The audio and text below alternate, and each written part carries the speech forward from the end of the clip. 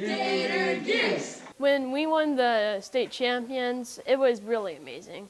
It made us feel like we accomplished something this year. It was a very fun experience, and I feel like we definitely deserved it because we put so much effort into everything. And yeah, I would say just being in robotics in general has been such an enlightening and fun experience. As you can see, the innovative project is as long as a 4-beam and is taller than a 4-beam. When you're coding a robot, it really is a two-way system. It's like speaking in a different language. You have to go through all of these verbs. You can't exactly tell your robot what to do, but you have to translate to the robot what you want to do.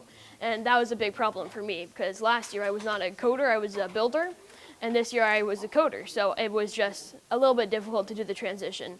But also at the same time, the robot building is difficult, but it really just makes you feel accomplished when you do it. At the beginning, all of us, we were all really ragtag new 7th graders, and we didn't really have any direction, and we didn't really know how to work together.